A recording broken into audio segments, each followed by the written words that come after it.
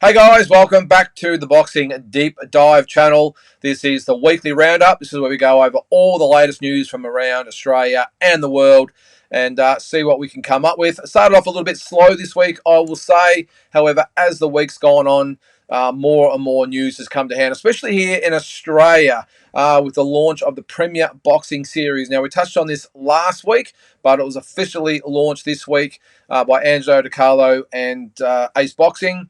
Now, the first official event of 2024, there'll be 12 events, by the way, will take place on March 27th at the Powerhouse in Brisbane.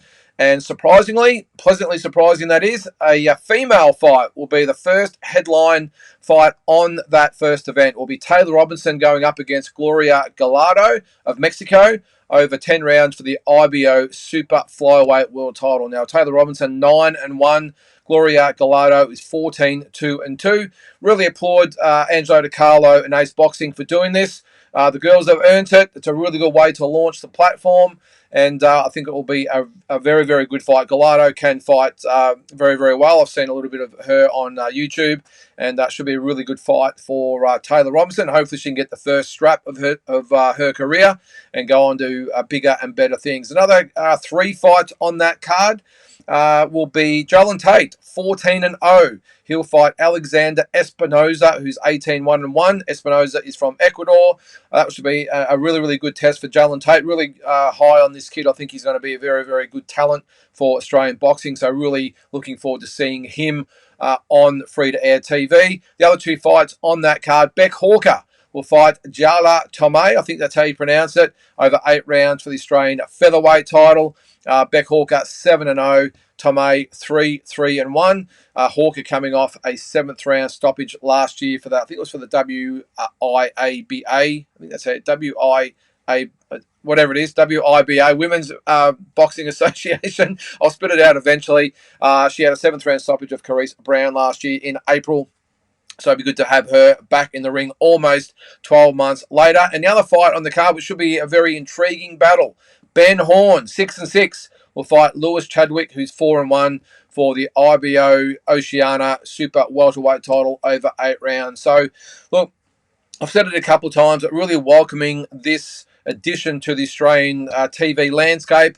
I think it will really shake a few things up. We've already got contracts now with promoters with Stan and DAZN, and of course No Limit, who has the main event and KO and Fox Sports contract. So to have a 4th one thrown in the mix now can only be good for Australian boxing, I think, and hopefully we get more and more quality fights and quality shows as the year goes on.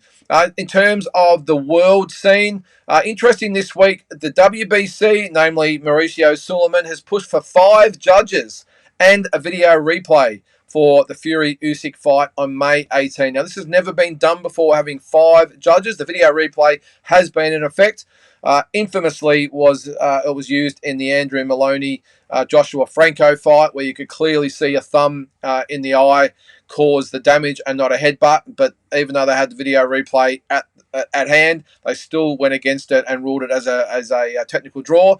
We'll get over that, us Aussies eventually. But, yeah, it hasn't been done before as far as 5 judges goes. Now, Mauricio Sulaiman has said that it's purely to avoid any controversy with having 3 judges. Everyone sees it different ways, of course.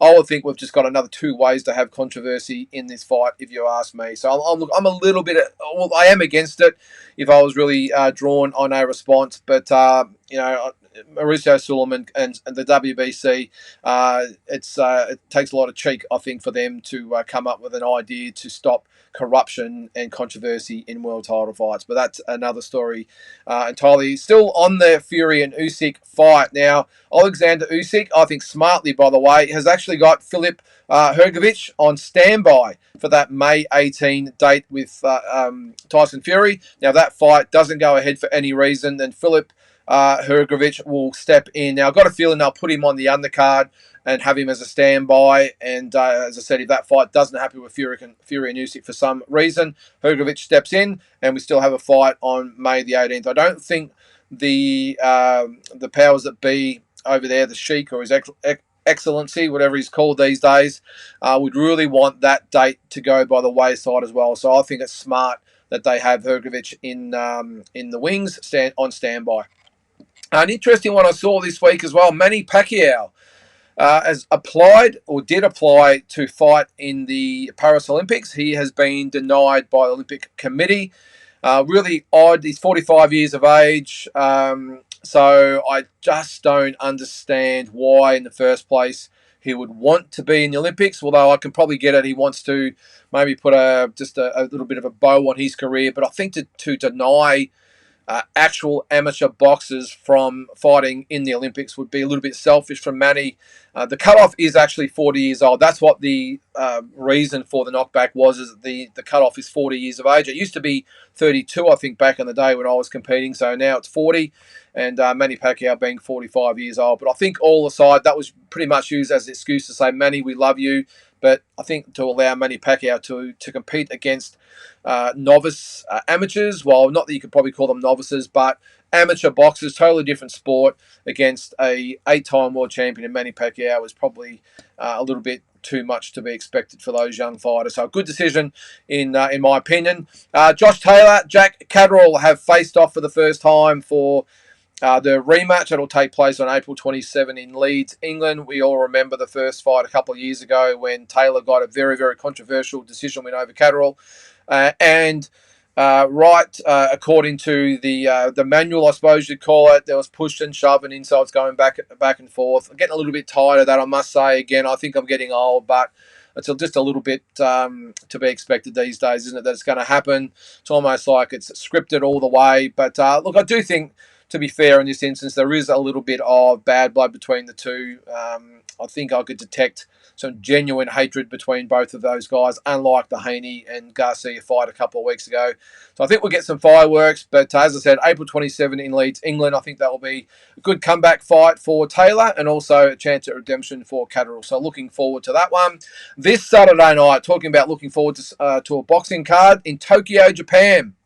We have 3 world title fights, and I can't wait for this. Alexandre Santiago will defend his WBC bantamweight title against Junto Nakatani. Now, we all remember Nakatani from last year with that brutal knockout of Andrew Maloney. So he's going to go up in weight and challenge for another world title. He's third against Santiago, who won that belt last time out last July on the Spence Crawford undercard with that win over Nonito Donaire. On the undercard, Takuma Inoue, the brother of Naoya Inoue, will fight Jerwan Ansatius for the WBA bantamweight title. So one very keen onlooker for this card will be Jason Maloney. Of course, he has the WBO version, and we'll be looking to unify against probably the winner of maybe one of those 2 fights there. And in the other fight on the card, Kosei Tanaka will be fighting Christian Arangel for the WBO Super Flyweight title, for the vacant title. And the interested onlooker in that fight will be Jason's brother Andrew, who is gearing or has